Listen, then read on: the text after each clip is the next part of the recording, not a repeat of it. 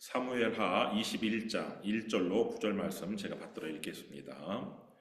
다윗의 시대에 해를 거듭하여 3년 기근이 있으므로 다윗이 여호와 앞에 간구하매 여호와께서 이르시되 이는 사울과 피를 흘린 그의 집으로 말미암음이니 그가 기브온 사람을 죽였음이니라 하시니라. 기브온 사람은 이스라엘 족속이 아니요 그들은 아모리 사람 중에서 남은 자라. 이스라엘 족속들이 전에 그들에게 맹세하였거늘 사울이 이스라엘과 유다 족속을 위하여 열심히 있으므로 그들을 죽이고자 하였더라. 이에 왕이 기브온 사람을 불러 그들에게 물으니라. 다윗이 그들에게 묻되 내가 너희를 위하여 어떻게 하랴? 내가 어떻게 속죄하여야 너희가 여호와의 기업을 위하여 복을 빌겠느냐 하니 기브온 사람이 그에게 대답하되 사울과 그의 집과 우리 사이의 문제는 은금에 있지 아니하오며 이스라엘 가운데에서 사람을 죽이는 문제도 우리에게 있지 아니하니이다 하니라. 왕이 이르되 너희가 말하는 대로 시행하리라. 그들이 왕께 아뢰되 우리를 학살하였고 또 우리를 멸하여 이스라엘 영토 내에 머물지 못하게 하려고 모해한 사람의 자손 7사람을 우리에게 내주소서. 여호와께서 택하신 사울의 고을 기브아에서 우리가 그들을 여호와 앞에서 목매어 달겠나이다 하니 왕이 이르되 내가 내주리라 하니라. 그러나 다윗과 사울의 아들 요나단 사이에 서로 여호와를 두고 맹세한 것이 있으므로 왕이 사울의 손자 요나단의 아들 무비보셋은 아끼고 왕이 이에 아야의 딸 리스바에게서 난 자 곧 사울의 두 아들 알모니와 무비보셋과 사울의 딸 메랍에게서 난 자 곧 무올라 사람 바르실레의 아들 아드리엘의 5 아들을 붙잡아 그들을 기브온 사람의 손에 넘기니 기브온 사람이 그들을 산 위에서 여호와 앞에 목매어 달매 그들 7사람이 동시에 죽으니 죽은 때는 곡식 빼는 첫날 곧 보리를 베기 시작하는 때더라. 아멘.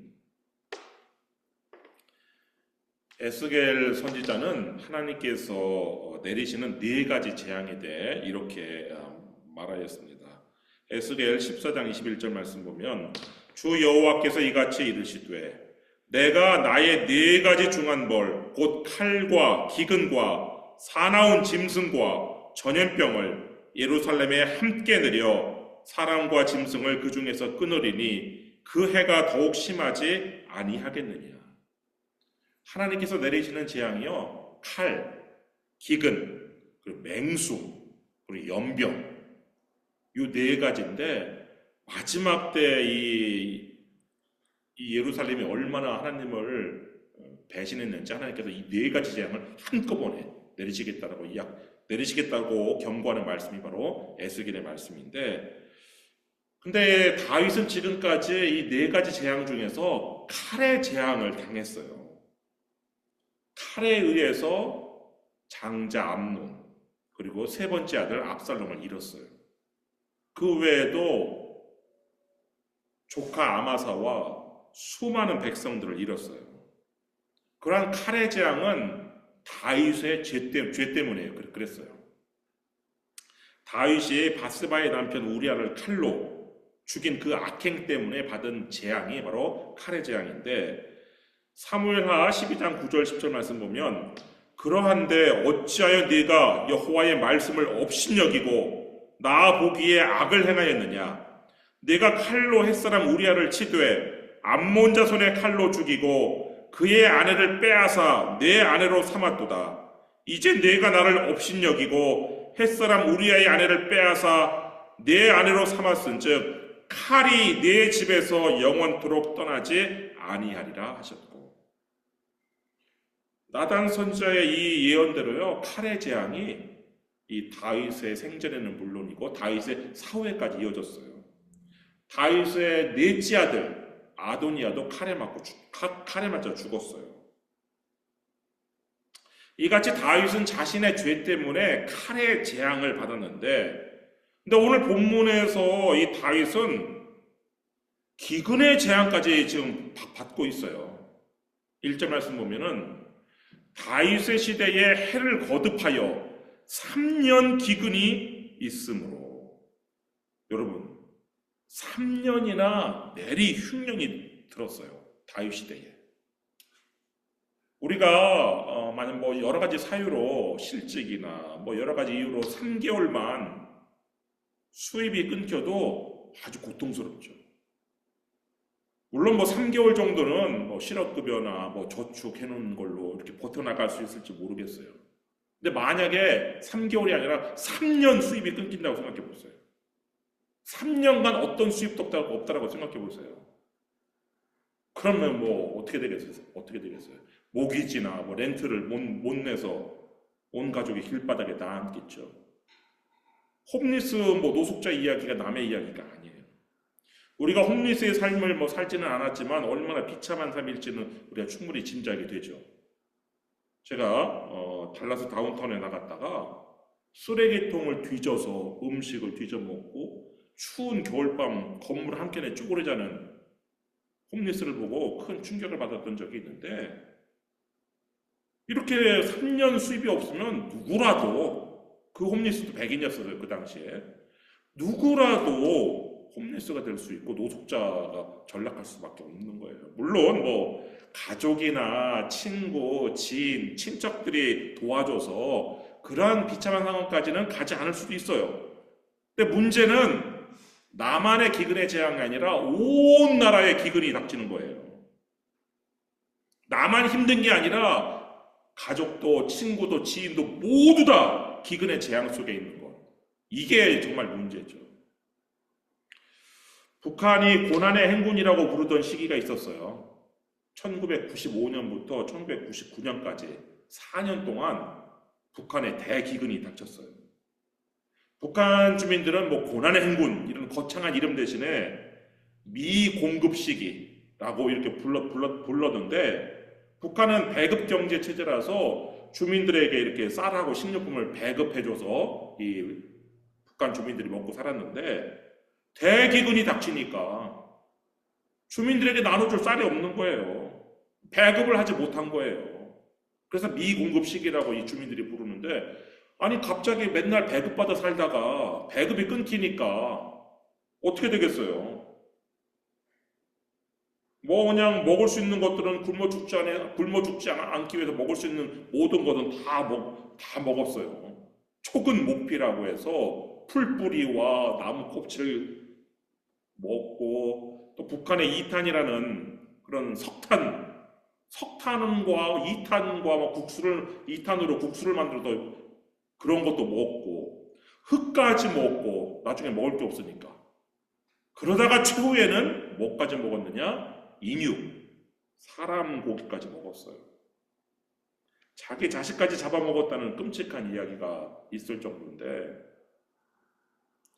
그래도 그렇게 굶어 죽는 아사자가 그냥 속출한 그런 시기가 바로 이 대기근 시기인데, 물론 다윗 왕국에 그렇게 북한의 뭐 고난의 행군처럼 그렇게 끔찍한 일이 벌어지진 않았을 수도 있어요. 이 3년 기근이. 하지만 국왕의 입장에서는 백성들의 먹고 사는 문제를 해결해 주지 못하면 이제 체제가 붕괴되는 위기에 처하는 거예요. 지금 다윗 왕에게 충성된 신하들조차 뒤에서 수근수근 거렸을지도 몰라요. 우리 왕이 또 무슨 죄를 지었길래 우리가 이렇게 하나님께 기근의 재앙을 당할까? 이렇게 수근수근 거렸을지도 몰라요.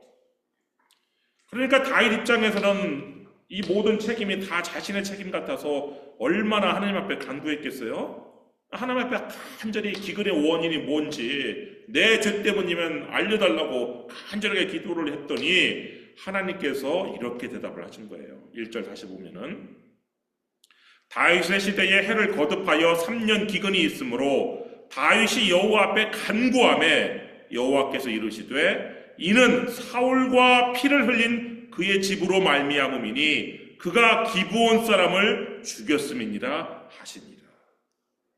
하나님의 대답은요, 너의 죄가 아니라 너의 전에 있었던 사울의, 또 그 사울 집안의 그 죄 때문에 3년 기근이 찾아왔다. 이렇게 응답을 해주신 거예요. 그러니까 다윗 입장에서 얼마나 억울해요. 내 잘못도 아닌데. 나랑 아무 상관도 없는 사울이 기브온 사람을 죽인 것 때문에 내가 지금 3년 기근을 당하고 있으니까 얼마나 억울하겠어요. 그렇지만 다윗은 하나님께 왜 제가 잘못하지도 않은 일로 이렇게 고통을 겪습니까? 따지거나 묻지 않았어요. 그것은 문제 해결에 아무런 도움도 되지 않는 거예요. 다윗은 우선 이 기브온 족속을 만났어요. 피해자인 기브온 족속을. 이 기브온 족속이라는 어떤 사람들이냐? 원래 가나안에 살고 있던 그 아모리 족속 중에 기브온 성에 살고 있던 사람들이었어요. 근데 이 사람들이 여호수아가 여리고를 무너뜨리고 아이성을 전멸하는 것을 보고서는 자기들도 죽을까봐 두려워가지고 여호수아를 이렇게 속여가지고 언약을 체결했어요. 그래서 자신의 목숨을 건지기 위해서 언약을 체결했던 그런 사람들이란 말이에요. 그래서 이 여호수아가 이 기브온 족속하고 이런 언약을 체결했는데 여호수아 9장 15절 말씀 보면은 여호수아가 곧 그들과 화친하여 그들을 살리리라는 조약을 맺고 회중 족장들이 그들에게 맹세하였더라.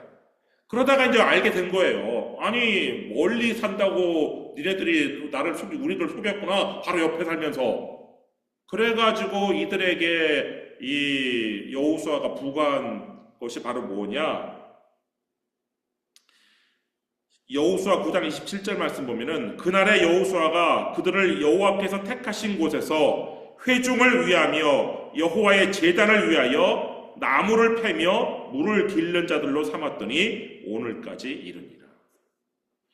그러니까 이 기브온 족속은 전체가 다 이스라엘의 종이 됐어요. 마치 이스라엘이 애굽의 종이었던 것처럼 이 기브온 족속들이 이스라엘의 종이 되어서 나무를 패고 물을 길른 그런 일을 하는 사람이 되었어요. 특별히 성전에서 성막에서 필요한 그 번제를 위해서 나무를 또 물을 날르는 그런 일들을 해서 지금까지 왔단 말이에요. 그런데 이 사울이 잘못된 열심으로 이 기브온 사람들을 막 죽이고 내쫓고 사울 집안이 이 기브온 사람이 살고 있는 그 기브온 성에서 기브온 사람들 내쫓고 그 기브온 성을 자기들이 차지했어요. 그래서 기브온 성이 베냐민 지파의 성읍이 된 거예요. 그래서 이 다윗 왕이 일단 피해자인 기브온 사람들을 불렀어요. 2절 말씀 보면은 기브온 사람은 이스라엘 족속이 아니요 그들은 아모리 사람 중에서 남은 자라. 이스라엘 족속들이 전에 그들에게 맹세하였거늘 사울이 이스라엘과 유다 족속을 위하여 열심히 있으므로 잘못된 열심이죠. 그들을 죽이고자 하였더라. 이에 왕이 기브온 사람을 불러 그들에게 물으니라. 다윗이 하문을 했어요. 3절 말씀처럼 다윗이 그들에게 묻되 내가 너희를 위하여 어떻게 하랴? 내가 어떻게 속죄하여야 너희가 여호와의 기업을 위하여 복을 빌겠느냐? 지금 이 기브온 사람들이 얼마나 억울하겠어요. 종으로 지금까지 이스라엘을 섬기며 살았는데 더군다나 성전과 성막에서 하나님께 드리는 예배를 위해서 이들이 헌신했는데 갑자기 막 와가지고 죽이고 쫓아내고 지네들이 차지하니까 자신들의 성읍을 얼마나 그 한이 쌓였겠어요. 그러니까 뭐 어떻게 복을 빌겠어요? 저주밖에 안 나오는 거죠, 입에서. 그러니까 다윗이 그들한테 지금 내가 어떻게 속죄해야 너네가 그 저주를 풀고 하나님의 기업을 위해서 이 땅을 위해서 복을 빌겠느냐 이렇게 물은 것이죠. 그러니까 이 기브온 사람들이 우리가 원하는 것은 어떤 금전적인 보상이 아니라고 얘기해요. 4절 말씀 보면은 기브온 사람이 그에게 대답하되 사울과 그의 집과 우리 사이의 문제는 은금에 있지 아니하오며 이스라엘 가운데에서 사람을 죽이는 문제도 우리에게 있지 아니하니이다 하니라. 왕이 이르되 너희가 말하는 대로 시행하리라. 그러니까 이 기브온 사람들은 뭐 금전적 보상이나 뭐 빼앗겼던 자신들의 성읍을 다시 돌려달라는 이런 물질적인 차원을 원한 것이 아니었어요. 그래서 왕이 그럼 니네가 원하는 게 뭔지 말해보라고 그랬어요. 내가 그대로 해주겠다. 그랬더니 5절 말씀 보면은 그들이 왕께 아뢰되 우리를 학살하였고 또 우리를 멸하여 이스라엘 영토 내에 머물지 못하게 하려고 모해한 사람의 자손 7사람을 우리에게 내주소서. 여호와께서 택하신 사울의 고을 기브아에서 우리가 그들을 여호와 앞에서 목매어 달겠나이다 하니 왕이 이르되 내가 내주리라 하니라. 이 기브온 사람들이 원했던 것은요, 모세 율법의 시행이었어요.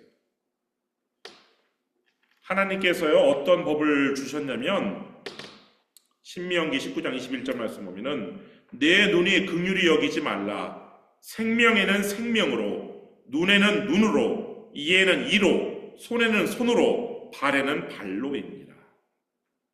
이게 바로 어떤 법이에요? 라틴어로 렉스 탈리오니스라는 그런 법인데 눈에는 눈으로 이 법이에요. 이 라틴어 렉스 탈리오니스는 우리말로는 뭐 동해보복법, 동형복수법, 뭐 동형보복법 뭐 다양하게 번역되는데 모두 피해자가 받은 만큼 가해자에게 돌려줌으로 정의를 시행하는 법이란 말이에요. 근데 이 렉스 탈리오니스는 또한 공평을 추구하는 법이에요. 과도한 복수를 제한해요. 눈에는 눈으로지 눈 때문에 생명을 빼앗아서는 안 된다는 거예요. 여러분, 성경에 나오는 최초의 살인자가 가인이에요. 그러면 두 번째 살인자는 누구일까요? 라멕이라는 사람이에요. 창세기 4장 23절 말씀 보면은 라멕이 아내들에게 이르되 아다와 실라여 내 목소리를 들으라. 라멕의 아내들이여 내 말을 들으라. 나의 상처로 말미암아 내가 사람을 죽였고 나의 상함으로 말미암아 소년을 죽였도다. 이 라멕은 살인자 가인의 후손인데 최초로 하나님께서 정하신 일부 일처제를 깨뜨리고 2명의 부인을 둔 그런 인물이에요. 근데 이 라멕이 그 2명의 아내들한테 자신의 살인을 고백하는데 자신이 누구를 죽였다라고 얘기하냐면 소년을 죽였대요. 근데 죽인 이유가 뭐냐? 그 소년이 이 라멕에게 상처를 입혔기 때문에 죽였다는 거예요. 여러분, 이게 인간의 본성이에요. 내가 상처를 입었으니까 나도 그만큼 상처를 줘야지 해야 이게 공평한 건데 그게 아니라 나 상처 입었으면 난 죽이겠다 이거예요. 나에게 해를 입힌 사람을 죽이고 싶은 것이 인간의 약한 본성이에요. 그래서 도로 위에서 빵빵거리고 내 앞에 끼어들었다고 쫓아가서 총을 쏴 죽이는 그런 로드 레이지 사건이 발생하는 거잖아요. 이러한 인간의 악한 본성을 제어하는 법이 바로 신명기 19장 21절에 나오는 렉스 탈리오니스란 말이에요. 눈에는 눈만, 이에는 이만, 생명을 빼앗을 수 있는 경우에는 생명을 네가 잃어버렸을 때 그때만 생명을 빼앗을 수 있다. 이게 바로 그 눈에는 눈으로 렉스 탈리오니스라 이 법의 정의와 공평을 추구하는 이 법이 바로 하나님의 법인데 기브온 사람들이 바로 그 렉스 탈리오니스의 시행을 원했던 거예요. 사울이 우리가 살고 있는 기브온에 쳐들어와 가지고 우리를 죽인 것처럼 사울의 고을인 기브아에서 기브온과 기브아가 비슷한데 헷갈리시면 안 돼요. 기브아는 사울의 마을이에요. 사울의 고향. 그리고 이 기브온은 기브온 족속에 살고 있는 이 성이에요. 사울이 행한 것처럼 사울의 고을 기브아에서 그러나 사울 가문을 전체를 다 멸하지는 않고 사울의 자손 중에서 7명만 주시면 우리가 하나님 앞에서 그들을 목매어 달겠습니다. 이게 이 기브온 사람들이 원했던 거였어요. 그래가지고 이 다윗이 허락을 하고 그러면 사울의 자손 중에서 7사람을 누구를 추려갖고 줄까 이렇게 고민을 했어요. 근데 사울이 본래 3남 2녀를 두었는데 그 사무엘상 14장 49절 말씀 보면 사울의 아들은 요나단과 이스위와 말기수하여 그의 두 딸의 이름은 이러하니 맏딸의 이름은 메랍이요 작은 딸의 이름은 미갈이며. 그러니까 사울이 원래 부인 본처인 아히노암으로부터 이렇게 세 명의 아들 요나단, 이스위, 말기수와 그리고 두 명의 딸 메랍, 미갈 이렇게 뒀단 말이에요. 그러다가 이 사울이 왕이 된 다음에 첩을 하나 둬요. 리스바라는 첩을 하나 둬서 이 리스바로부터 아들 둘을 얻어요. 그리고 본처인 아히노암으로부터 이스보셋이라는 늦둥이를 또 얻어요. 그래갖고 총 몇 명의 자녀가 생겼냐면 6남 2녀가 생겨요. 그리고 손자는 요나단이 결혼해갖고 아들 하나를 낳았는데 바로 절름발이의 아들 무비보셋. 이 아들 하나 낳았고 나머지 그 밑에 아들들은 자식이 없어요. 그러니까 손자가 없어요. 그리고 이 딸 중에서도 이 미갈한테는 자식이 낳지 않았어요. 그리고 메랍한테서 5명의 외손자죠. 외손자. 이렇게 된 상태란 말이에요. 그 중에서 7명을 지금 달라고 요구한 건데 이 기브온 사람들이 가만히 보니까 다 계산을 한 거예요. 지금 아들들은 다 죽었잖아요. 요나단, 이스위, 말기수와는 이 블레셋과의 전쟁에서 전사했고 이스보셋은 신하들에게 암살을 당해서 죽었어요. 그러니까 원래 적통 본처의 아들들은 다 죽었어요. 남은 아들들은 그 서자, 그 리스바에게서 얻은 두 아들. 오늘 본문에 이름이 나오는데 알모니하고 무비보셋 이름이 똑같아요. 손자하고 아들의 이름이. 그리고 사울의 손자 또 외손자 다 합치면 8명이란 말이에요.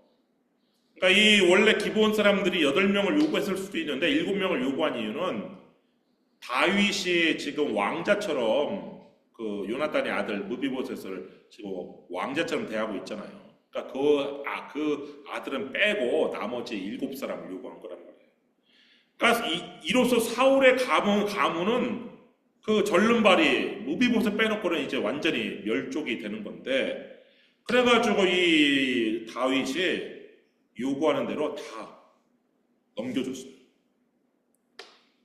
8절 말씀 보면은 왕이 이에 아야의 딸 리스바에게서 난 자 곧 사울의 두 아들 알모니와 무비보셋과 사울의 딸 메랍에게서 난 자 곧 무올랏 사람 바르실레의 아들 아드리엘의 5 아들을 붙잡아.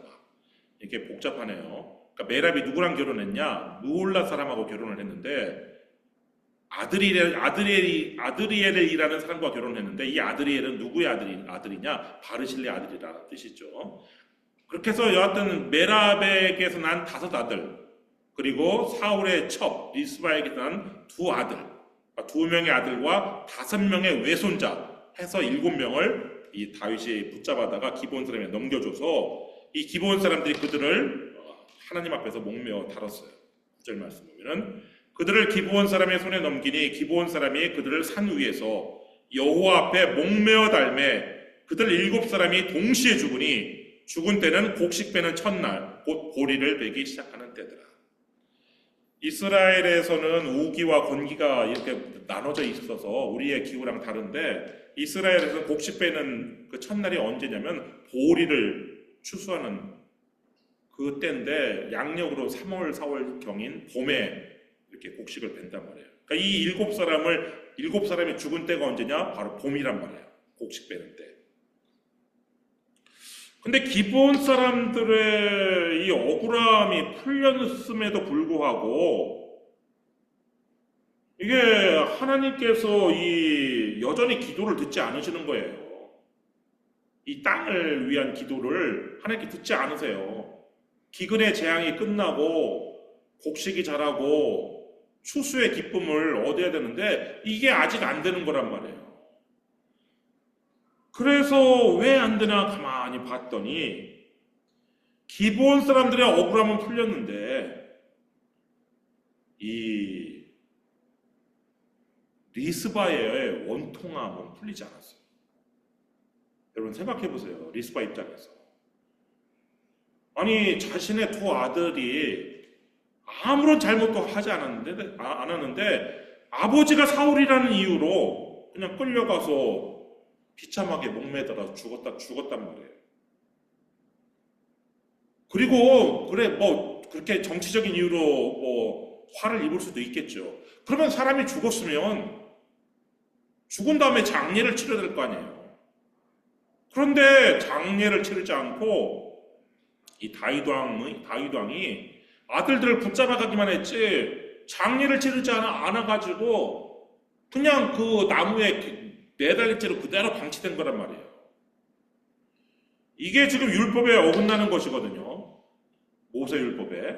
지금 이 다윗이 모세 율법대로 지금 하겠다 해가지고 지금 잡아간 건데 지금 그 사후 처리가 모세 율법에 어긋난단 말이에요.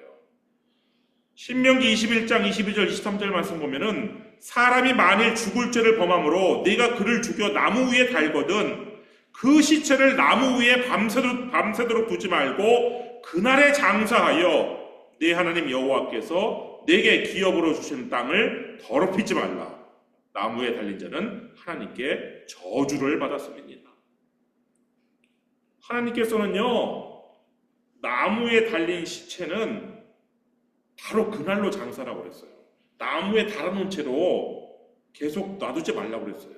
그렇게 하는 행위는 하나님께서 기업으로 주시는 땅을 더럽히는 행위라고 율법에서 말씀을 했는데 다윗은 나무에 달린 그 아들들의 시체를 장사 지낼 생각이 없었던 거예요. 그냥 그대로 방치했단 말이에요. 그러니 이 리스바의 원통함이 어떻게 했어요? 아들들이 죽은 것도 원통해 죽겠는데 아들들의 시체가 그냥 그 나무에 달려가지고 나무에 달렸다는 것은 그 당시 관념으로는 하나님께 저주를 받은 사람이거든요. 그러니까 자신의 두 아들들이 하나님께 저주를 받아가지고 지금 나무에 달린 게 달려 계속 있게 되는 거예요. 나무에 달려있으면 어떤 일이 일어나요? 시체를 파먹는 까마귀나 독수리가 와가지고 먼저 이 눈부터 팍 파먹고 그 다음 살 뜯어먹고 또 밤에는 또 그 야생 짐승들이 와가지고 막 달려들어서 다리 뜯어먹고 막 이럴 거 아니겠어요? 근데 리스바 입장에서는 연약한 여자의 몸으로 그 장성한 아들들의 시체를 끄집어내려서 장례를 치르고 싶어도 치를 수가 없어요. 그리고 또 이 베냐민 지파도 누구 하나 도와주는 사람이 없는 거예요. 리스바를 이제 외면하는 거예요. 함께 뭐 도와주다가 좀 해를 당할까봐 그랬는지. 그러니까 이 리스바 입장에서는 뭐 할 수 있는 게 아무것도 없잖아요. 그래가지고 이 리스바가 한 게 10절에 나오는데 아야의 딸 리스바가 굵은 배를 가져다가 자기를 위하여 바위 위에 펴고 곡식 빼기 시작할 때부터 하늘에서 비가 시체에 쏟아지기까지 그 시체에 낮에는 공중에 새가 앉지 못하게 하고 밤에는 들짐승이 범하지 못하게 한지라. 조선시대 때는 자식이 3년간 부모의 그 무덤 옆에서 움막을 짓고 사는 심요살이를 했어요. 지금 리스바는 일종의 심요살이를 한 거예요. 탁탁한 바위 위에다가 거칠고 굵은 배에 깔아놓고 거기서 생활을 했어요. 그리고 낮에는 새들이 와가지고 아들들의 시체 파먹을까봐 쫓아내고 밤에는 들짐승들이 달려들지 못하게 또 밤에는 또 쫓아내고 막 그랬단 말이에요. 여러분 생각해 보세요. 이렇게 사나운 들짐승들이 우글거리는 그 산에서 밤에 혼자서 이게 들짐승과 싸우는 일이 얼마나 목숨을 내놓는 위험한 일이잖아요. 근데 리스바는 지금 이 일이라도 해야 더 이상의 원통함이 생기지 않는 거예요. 아무 죄도 없는 자식들이 그냥 붙잡혀 끌려가는 모습 그냥 지켜만 봤잖아요. 힘이 없어서. 또 아들 둘이 나무에 목이 메어 달리는 것도 그냥 힘없이 바라만 봤잖아요. 자식들의 그 장례를 치르고 싶어도 힘이 없어가지고 끄집어내려서 나무에서 내릴 수 없어서 장례도 못 치렀잖아요. 그러니까 리스바는 할 수 있는 게 이거밖에 없는 거예요. 그래서 위험하던 뭐 불편하던 목숨을 걸던 이 일이라도 그냥 하고 있었던 건데, 이 일을 하루 이틀 한 것이 아니에요. 한 주, 두 주 한 게 아니에요. 곡식 빼는 첫날부터 장마비가 내리는 때까지 계절이 바뀌도록 이 심효살이를 했단 말이에요. 곡식 빼는 때는 이스라엘에서는 봄에 곡식을 벤다라고 그랬어요. 보리 추수를 봄에 한다고 그랬어요. 그 3, 4월경에 봄에 이제 보리 추수하고, 보리 추수 끝나면 밀 추수하고 이렇게 된단 말이에요. 그 다음에 여름에는 비가 오지 않는 건기예요. 비가 쭉 오지 않다가 가을이 되면 이제 비가 내리는데, 그게 이른비예요. 가을인 10월, 11월경에 이 비가 내려요. 그리고 이제 본격적인 소낙비는 겨울이 되어야 내리는 건데, 지금 이 비가 시체에 쏟아지기까지는 그 본격적인 소낙비가 내리는 겨울이란 말이에요. 곡식 빼는 때는 봄이고, 그러니까 봄부터 계절이 바뀔 때까지, 계절이 두 번 바뀔 때까지 계속해서 이 일을 한 거예요. 딱딱한 바위 위에서 거칠고 굵은 배를 깔아놓고 거기서 생활하면서, 그러니까 뭐 잠을 제대로 잘 수 있겠어요. 거의 그냥 잠도 못 자면서 이렇게 한 거죠. 이러한 리스바의 소문이 퍼지고 퍼져서 다윗 왕의 귀에까지 들어갔어요. 11절 말씀 보면은, 이에 아야의 딸 사울의 첩 리스바가 행한 일이 다윗에게 알려지네. 다윗이 그래서 이 리스바의 원통함을 풀어주기 위해서 장례를 치러줘요. 거기 13절 14절 말씀 보면은, 다윗이 그곳에서 사울의 뼈와 그의 아들 요나단의 뼈를 가지고 올라오매 사람들이 그 달려 죽은 자들의 뼈를 거두어다가 사울과 그의 아들 요나단의 뼈와 함께 베냐민 땅 셀라에서 그의 아버지 기스의 묘에 장사하되 모두 왕의 명령을 따라 행하니라. 그 후에야 하나님이 그 땅을 위한 기도를 들으시니라. 다윗 왕의 입장에서 지금까지 방치했던 거 이렇게 장례를 치르자니 명분이 없잖아요. 그래서 사울과 이 요나단의 시신을 이 블레셋 사람들이 벽에다 매달아놨단 말이에요. 길보아 벽에다가 벳산 거기 성벽에다 매달아놨는데, 그거를 이 길러 야베스 사람들이 밤에 가가지고 모셔가지고 자기네 그 땅에다가 뼈만 묻었단 말이에요. 그 뼈를 가지고 와서 내가 전임자였던 사울과 왕자가 요나단의 장례를 치르겠다 하면서 이렇게 장례 전체적인 국장을 준비하니까, 이제 그 사람들이 전에는 돌봐주지 않았던 이 리스바를 쳐다보지도 않았던 사람들이 나무에 달린 시체의 뼈까지 다 추스려갖고 같이 장례를 치러준 거란 말이에요. 그런 다음에야 하나님께서 그 땅을 위한 기도를 들으셨어요. 여러분, 우리에게 닥치는 기근의 원인이 나의 죄 때문일 수도 있지만 부모의 죄나 내 전임자의 악일 수도 있어요. 이런 문제 해결은 단순한 기도로 해결되지 않아요. 기도만으로 해결되지 않아요. 구체적인 행동이 필요한데, 부모나 전임자의 죄 때문에 피해를 겪은 사람들의 그 억울함을 풀어줘야 돼요.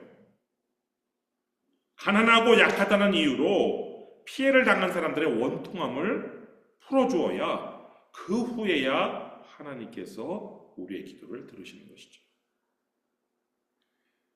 우리가 할 수 있는 한 가난하고 약한 사람들의 억울함과 원통함을 풀어주는 그런 사람들이 되기를 주님의 이름으로 축원합니다. 기도하겠습니다.